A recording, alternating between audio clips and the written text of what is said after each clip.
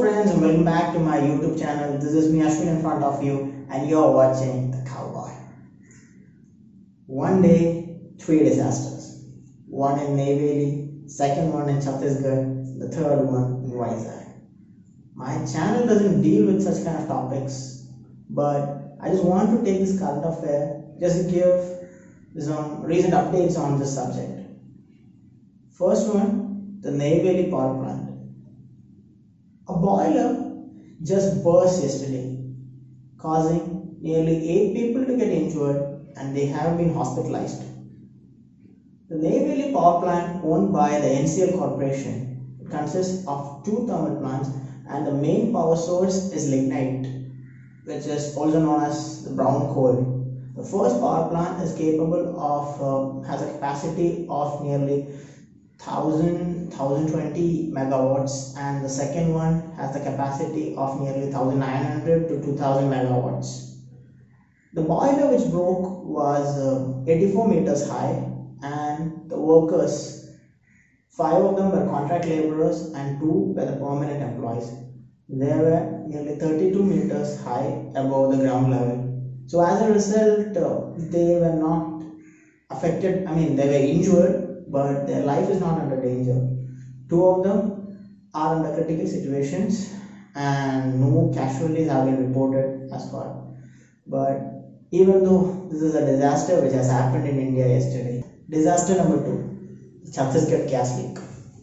SAKTHI paper mills located in RAIGARH district in Chattisgarh.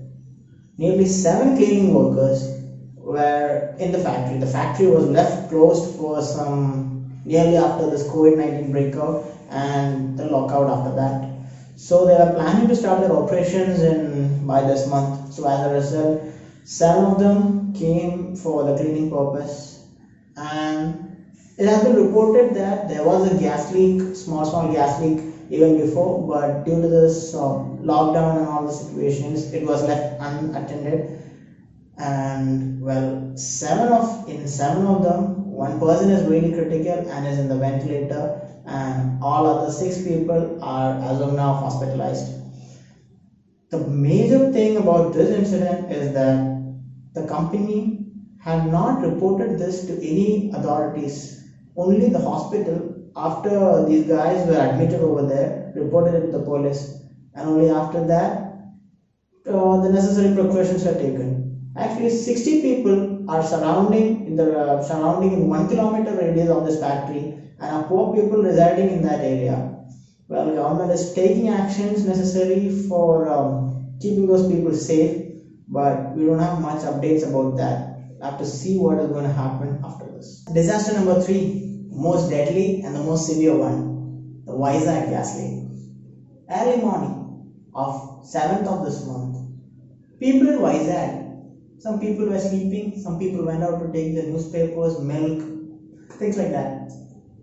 All of a sudden, the people over there are unable to breathe. Some kind of burning sensation. It was like they inhaled some kind of fire or something.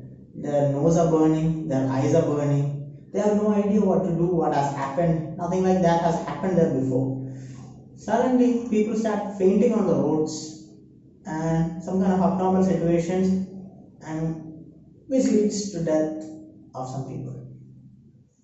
Those people had no idea what to do. Unknowingly, they rushed to the hospitals because choking situation. The most valuable thing that is required for a man to live is oxygen. Try holding your breath for some time. Let's see how much time you can last. Maybe hardly 2 minutes. Those people are unable to breathe. The most valuable thing, oxygen, which is freely available, that they were not able to get. LG Polymers Limited, a chemical factory located in Vizag. It was having a small gas leak since a few days prior, but due to the lockdown situation, they were unable to take care of that one. People also tell that it's the inefficiency of the company which led to this disaster. The chemical compound styrene got leaked in huge amounts from the factory. At the initial stage, it was a small leak, then it leaked again. People around 2 kilometer radius of those that surrounding, nearly like 5,000 people were injured. I mean, got ill in the situation, and 11 people, including one child, was just 6 years old, lost their life. All of the people in 2 kilometer radius was evacuated. There was a second gas leak prior to this, I mean after this. Well, the MLA of that area denied this one, but expert proved that this actually happened, and that is the reason why 2 kilometer radius people were evacuated from that place. Styrene chemical, expert just confirmed that even small amount of this chemical, if you are exposed to that one, that can cause cancer in people. These 5,000 people, we have no idea what is going to happen to them. Some 121 people have been discharged among 332 people. Some 300 to 400 in between, that's the number. Those people were in critical conditions and were admitted in the hospital. Among them, 121 people have been discharged as they are proved okay, but there could be after effects for this one. The central government and the High Court has taken case suo motu. Like the High Court has the power to take any public related issues. It can file the case against the person or the company who is responsible for that. The first question that the High Court asks to the central as well as the state government is that who gave the permission to this factory to set up this plant in a residential area? There are a lot of precautionary measures that have to be taken while setting up a plant, and the first one is that it should not be a residential area. First rule itself they broke and set up the factory, but that was the news that was given out yesterday, and no one is even talking about that news today in the newspapers. I guess I don't know what is behind that. LG Polymers, with the help of the central government, has taken initiative to bring PTBC. It's an opposite compound of styrene.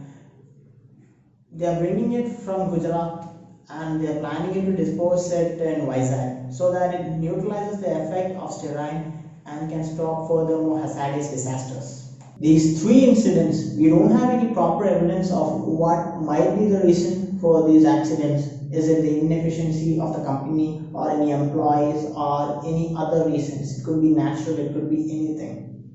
When we're talking about all these incidents, it reminds me of one great tragedy that happened years before. The year 1984, December 3rd, the dark day in India, the Bhopal gas tragedy.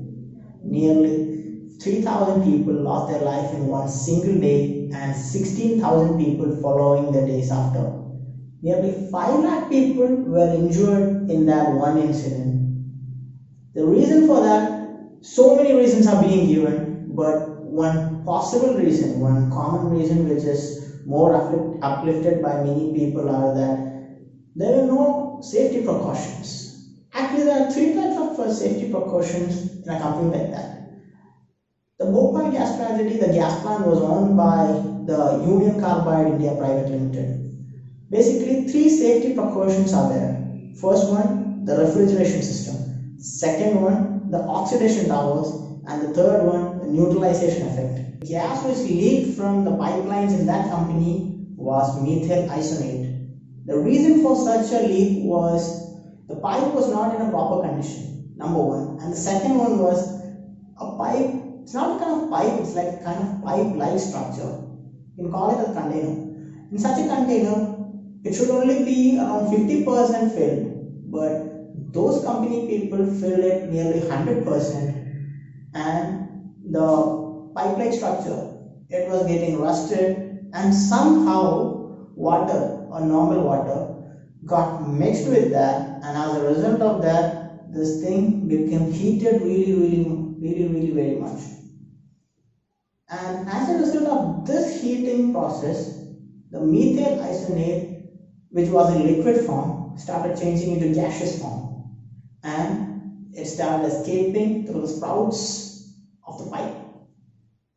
Initially, the employees identified that, and they had a really good opportunity to stop this one. The 3 safety precautions which I already told, the refrigeration system, It's like cooling system which cools down the pipe like structures so that all the liquid which came into gas, it can go back into its liquid state again. But unfortunately, this wasn't working over there. Second one, oxidation tower. In oxidation tower, it's a tower-like structure, and from there, oxygen is pumped into this compound, and as a result, it gets burned, and no much loss happens over there. But this too was not working.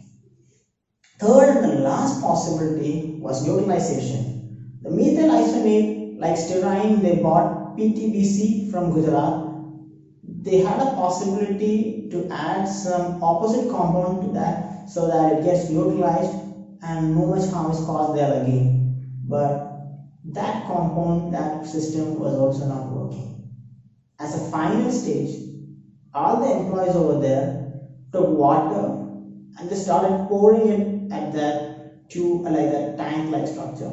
But unfortunately, again and again, things just keep on happening. The pipe, the hose was not long enough to reach that location. So that too was not possible. With no other option left, the company just rang the alarm, safety alarm. People surrounding that area were sleeping during that time. It was the midnight of 2nd December, and even if they heard the alarm, they don't know what to do. They were just poor people and uneducated people. They had no idea what to do. So they had to surrender in front of death. Warren Anderson, the director of Union Carbide India Private Limited. Actually, the company is owned 51% by an American company and only 49% is owned by the central government of India. And this man, Warren Anderson, was in India at the time of this disaster. The Indian government took him under custody and was later left in bail, and by that time he fled in the US. And Indian government was like, we can't do anything, as he escaped to America, let him go. I don't know, see, the politicians were not much bothered about such a situation. As a compensation for this loss, the US company gave nearly 420 million USDs. But again in India, if even a single rupee comes in, it becomes a victim of corruption. And this 420 million became a victim of a big corruption, and the people who were most affected nearly got some less than 25,000 rupees. Less than 25,000 rupees. Or nearly 5 lakh people who were infected and 16,000 people who lost their lives. This is the condition of India.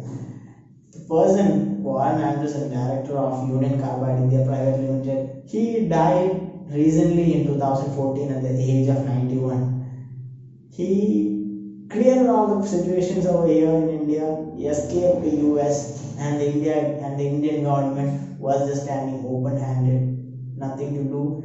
And even the compensation offered to the people in Bhopal were very less. And even today, genetic disorders have been seen in kids who are newly born in Bhopal.